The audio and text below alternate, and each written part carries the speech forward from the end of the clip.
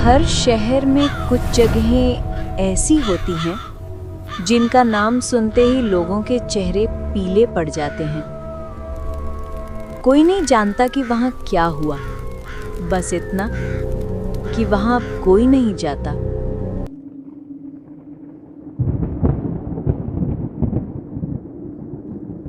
ऐसी ही एक जगह है सफायर रेजिडेंसी और उस इमारत का कमरा नंबर 301। मैं आरव, इंडिपेंडेंट फिल्म मेकर, और ये मेरी टीममेट रिया। आरव, तुम्हें यकीन है कि हमें ये करना चाहिए? रिया, डर को रिकॉर्ड करना आसान नहीं, लेकिन अगर हमने 301 की कहानी कैप्चर कर ली तो ये हमारी लाइफ का बिगेस्ट प्रोजेक्ट होगा। वॉचमैन ने दरवाजा खोलने से मना किया।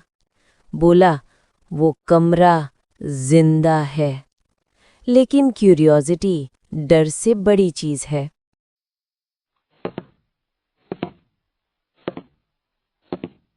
यहाँ अजीब सी बदबू है।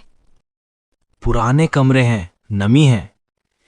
चलो शूट शुरू करते हैं। जाओ यहाँ से। आरव, तुमने वो सुना? शायद हवा थी।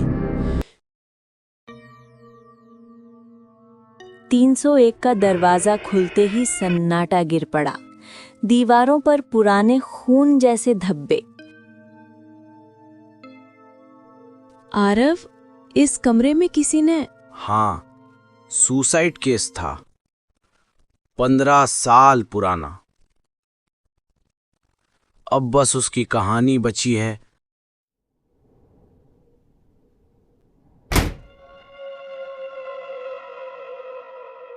दरवाजा अपने आप बंद हुआ। लॉक जैम्ड होगा, इसलिए शायद दरवाजा नहीं खुल रहा है। पर दरवाजे खुद से बंद नहीं होते जब तक कोई अंदर ना हो। क्यों आए हो यहाँ? अब कोई नहीं आता यहाँ। चले जाओ यहाँ से। आरव, वो कौन है? रिकॉर्ड करो सब कुछ, यही तो चाहिए हमें। रिया को नहीं पता था वो जो आवाज रिकॉर्ड कर रही थी वो किसी और की नहीं, उसी की थी। आधी रात जब घड़ी ने 12 बजाए, कमरे की हर दीवार धड़कने लगी। आरव, कैमरा अपने आप रिकॉर्ड कर रहा है। कौन चालू कर रहा है इसे? मैंने तो... मैं यही हूँ। मैं यही हूँ।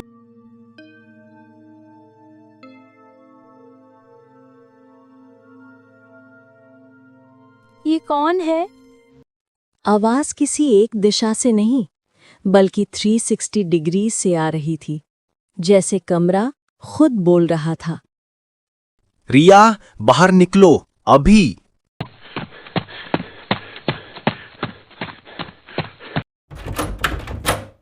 दरवाजा नहीं खुल रहा। कमरे ने अब उन्हें पहचान लिया था।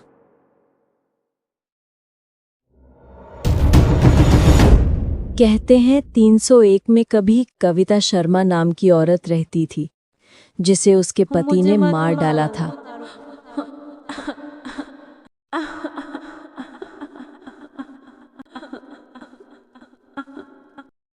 आरव, रिकॉर्डिंग में आवाज आ रही है।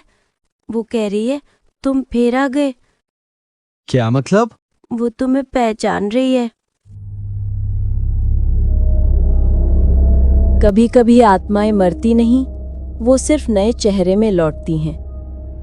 अजय, तुमने मुझे क्यों मारा? रिया, वो मुझे अजय बुला रही है। क्योंकि तुम वही हो जिसने उसे मारा था। अब वो तुमसे बदला लेने आई है। अब 301 में आरव अकेला नहीं था, उसके साथ था उसका ही पिछला जन्म। कमरा अब उसे निगल रहा था। रिया, रिया, रिया, कहाँ हो तुम? मैं यहीं हूँ। आरव मुड़ा और देखा, रिया नहीं थी, वो सिर्फ उसकी परछाई थी। रिया, रिया, रिया। अगली सुबह पुलिस ने कमरे को बंद पाया और बीच में पड़ा था बस एक कैमरा। अगर कोई ये फुटेज देख रहा है तो जान लो, 301 सिर्फ एक कमरा नहीं, ये एक जिंदा कब्र है।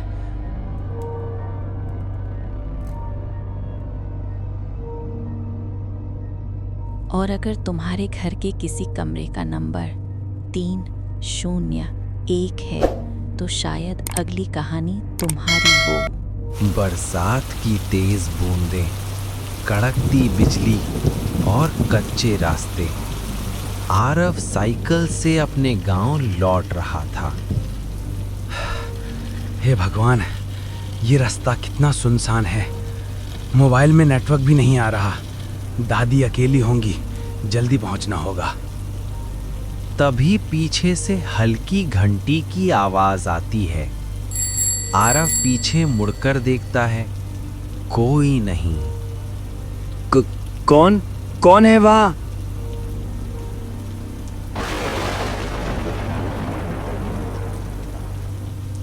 घर पहुंचते ही दादी दरवाजा खोलती है।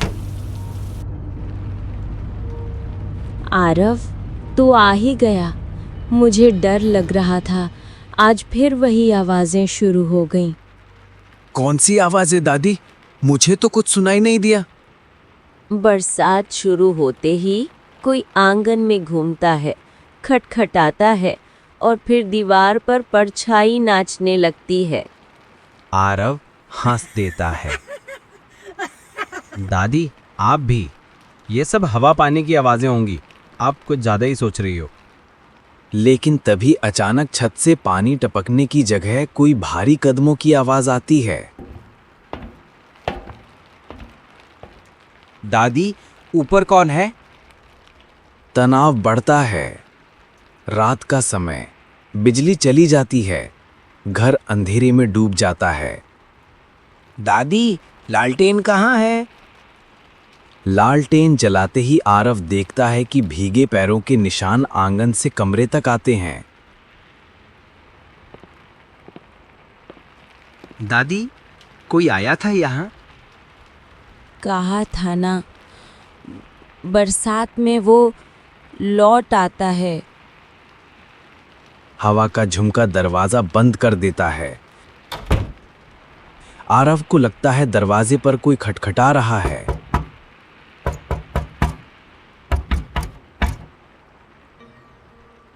कौन है?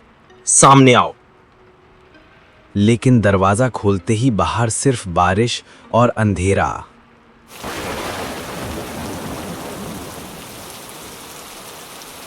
आरव हार मानने को तैयार नहीं।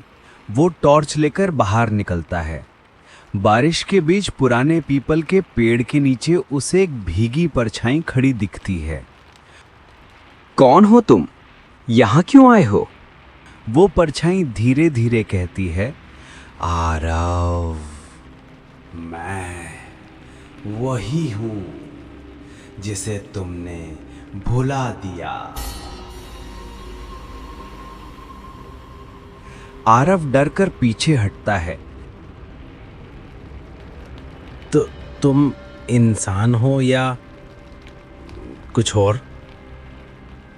छलावा हर बरसात में लौटता है, अपने अधूरे बदले के लिए।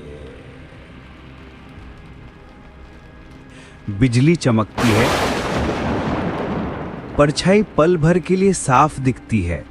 खून से भीगा चेहरा, खोखली आंखें। आरव भागकर घर में घुसता है।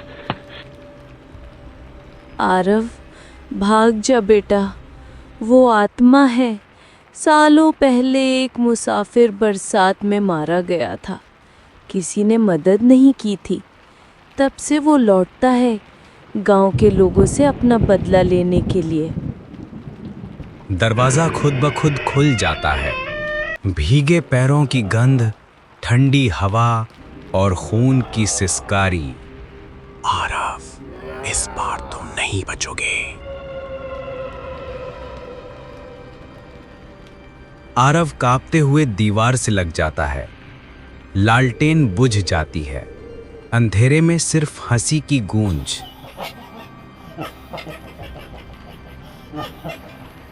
सुबह होती है। पड़ोसी दरवाजा खटखटाते हैं। अंदर सिर्फ दादी बेसुध पड़ी होती हैं। आरव कहीं दिखाई नहीं देता। सिर्फ आंगन में गीले पैरों के निशान और दीवार पर लहू से लिखा हुआ, बरसात में लौट आया छलावा। बरसात की रात थी। आसमान में बिजली चमक रही थी और हर गड़गड़ाहट के साथ जैसे धरती कांप उठती थी। गांव के बीचों बीच खड़ी थी एक पुरानी हवेली, टूटी फूटी वीरान, लेकिन फिर भी उस हवेली के बारे में एक कहानी मशहूर थी। कहा जाता है वहां एक जादुई शीशा रखा है।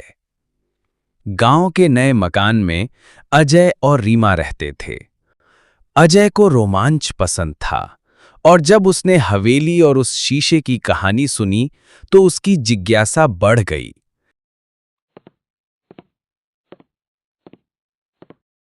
अजय, मत जाओ वहां। लोग कहते हैं उस शीशे में कुछ है। अरे रीमा, ये सब अंधविश्वास है। शीशे में भला क्या हो सकता है? ये सब तुम्हारे मन का वहम है। अगले ही दिन अजय जिज्ञासा से हवेली में चला गया। अंदर घुप अंधेरा था। छत से पानी टपक रहा था। हर कोने में जाले, सड़ांध और सन्नाटा। लेकिन हवेली के बीचों बीच रखा था एक बड़ा सा पुराना शीशा। अजय जैसे ही शीशे के पास गया, उसने देखा उसमें उसका चेहरा नहीं बल्कि किसी और का चेहरा दिखाई दे रहा है। वो चेहरा डरावना था। पीली आंखें और होठों पर एक अजीब खतरनाक मुस्कान। ये क्या? ये किसका चेहरा देखा मैंने शीशे में? कितना भयावह था। तू भाग नहीं सकता।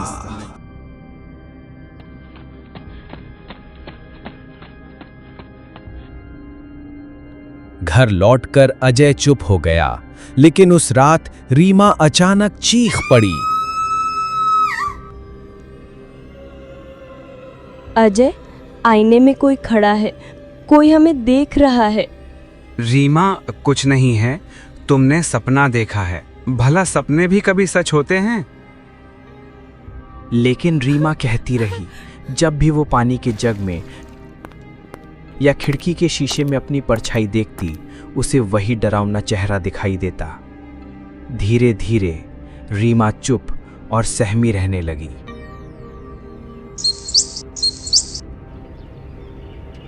अजय गांव की बुजुर्ग दादी के पास पहुंचा। बेटा, उस हवेली से दूर रहो। बहुत साल पहले उस हवेली का मालिक एक तांत्रिक था।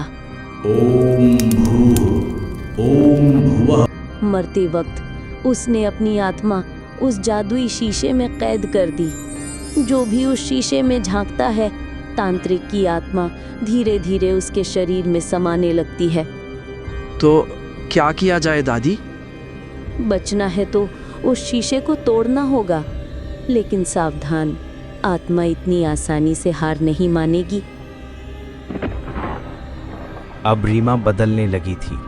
उसकी आंखें धीरे धीरे काली पड़ रही थी। वो अजीब अजीब बातें करती। कभी आधी रात को नींद में उठकर हवेली की ओर बढ़ने लगती। रीमा रुक जाओ, रीमा रुक जाओ। मत रोक। वो शीशा मेरा है। मुझे उसके पास जाने से कोई रोक नहीं सकता, तू भी नहीं। अजय समझ गया, तांत्रिक की आत्मा अब रीमा पर हावी हो रही है। अजय ने दृढ़ निश्चय किया। वो रीमा को लेकर हवेली पहुंचा ताकि शीशा तोड़ सके। अंधेरे में हवेली और भी खौफनाक लग रही थी।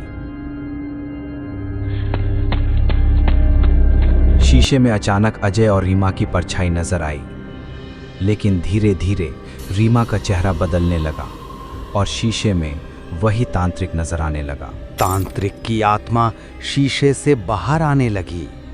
हवेली कांप रही थी, हवा गरज रही थी। अजय ने लोहे की छड़ उठाई और शीशे पर वार किया, लेकिन शीशा नहीं टूटा।